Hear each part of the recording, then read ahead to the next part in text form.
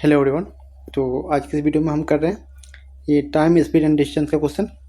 बहुत अच्छा क्वेश्चन है जो जो हाल फिलहाल में जो RBNTPC का एग्ज़ाम हुआ था उसमें पूछा गया है और ये मुझे बहुत अच्छा क्वेश्चन लगा जब मैं इसको सोल्व कर रहा था। तो इसको हम लोग करेंगे। सबसे पहले आप वीडियो पॉज करेंगे और इसको देखेंगे, करने की कोशिश करेंगे। अगर नहीं होता है फिर इसको देखेंगे, ठीक है। चलिए हम शुरू करते हैं। कैसे करते हैं इसको देखते हैं। बता रहा है कि एक रेलगाड़ी ए है और एक रेलगाड़ी बी है और रेलगाड़ी एम स्टेशन से एन स्टेशन की ओर चलती है, ठीक है। रेलगाड़ी बी है जो एन स्टेशन से एम स्टेशन की ओर चलती है, ठीक। बता रहा है कि ये जो पहली ए रेलगाड़ी है वो 8:25 पे चलती है और 3:25 पे पहुंचती है। तो आप देखेंगे कि 8:25 से लेकर 3:25 तक 8 4 12 और 12 के बाद 3, मतलब टोटल 7 घंटे लगता है एक उजाड़ में, 7 हावर्स, ठीक है। यहाँ तक जाने में 7 घंटे लगते हैं। जब हम बात करते हैं बी की, तो बी को लगता है 10:25 में चलता है और 3:25 में पहुँचता है। मतलब कितना लगेगा, 10 2 12 और 12 3 हो जाएगा उधर, 5 घंटे।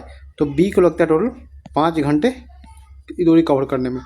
तब ऐसा क्वेश्चन जब भी आता है तो हम क्या करते हैं, इस दोनों घंटा का जो दिया हुआ उसका एलसीएम ले लेते हैं। तो 7 और 5 का जब हम एलसीएम लेंगे तो क्या हो जाएगा, 7 5 का अगर एलसीएम लेते हैं हम, तो 7 5 का एलसीएम हो जाएगा 35, ठीक है। अगर 35 एलसीएम हो गया तो हम मानते हैं जो एलसीएम आता है वो उसको हम डिस्टेंस मानते हैं। क्या मानते हैं? डिस्टेंस,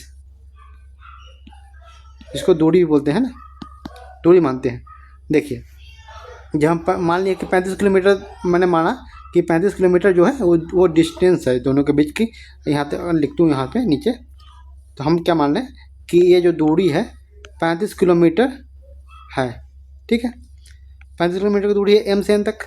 कैसा निकाला हमने क्या किया कि दोनों एलसीएम जो है उसका एलसीएम दोनों जो घंटे लग रहे हैं, जितना दूरी तय करने में जो समय लग रहा है उस समय का एलसीएम ले लिया हमने।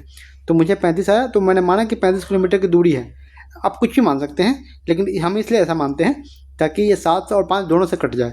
अगर मैं मानूँ कि 35 किलोमीटर की दूरी ए 7 घंटे में तय कर रही है, तो इसका स्पीड कितना हो जाएगा ए का? स्पीड बड़ा क्या होता है, एक अगर स्पीड की बात करूँ, यहाँ पर लिखता हूँ, स्पीड की बात करूँ तो ये बड़ा होता है क्या, दूरी बटे समय। तो दूरी कितनी है, 35 किलोमीटर, और समय है 7, तो 7 5 35, 5 किलोमीटर प्रति घंटा हो गया ना भाई।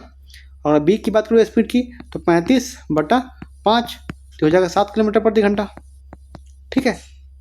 तो आप देखिए अब इसमें क्या करेंगे, ये चल रहा है ए जो है यहाँ पे वो चल रहा है 8:25 में, ठीक है। और इधर से ये चल रही है, मतलब छोटी चल नहीं रहा है, चल रहा है जो भी है, ये 10:25 में चल रहा है यहाँ से, ठीक है।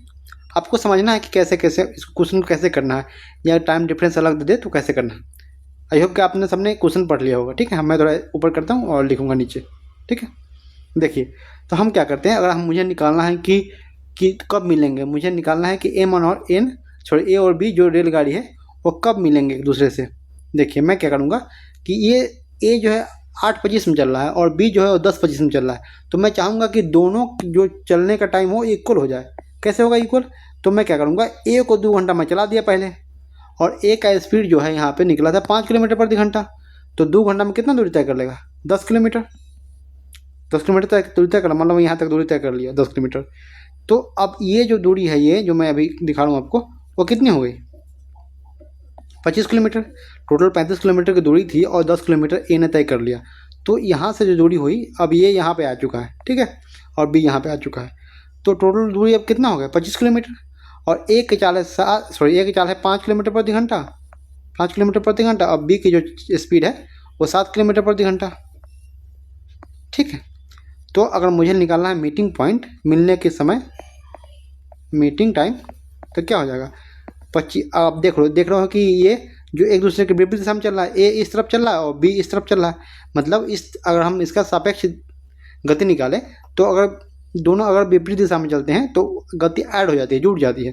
तो टोटल दूरी है 25 किलोमीटर और 5 की स्पीड से ये चल रहा है, 7 की स्पीड से ये चल रहा है, दोनों ऐड हो जाएगा तो 12 हो जाएगा। तो 25/12 घंटे में मिल जाएंगे।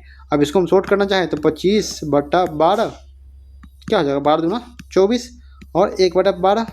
अगर इसको हम मिनट में बदलना चाहें तो कितना हो जाएगा, 2 घंटा और प्लस 1/12 और गुने 60, 12 5 60, तो 2 घंटा 5 मिनट, 2 आवर्स और 5 मिनट्स।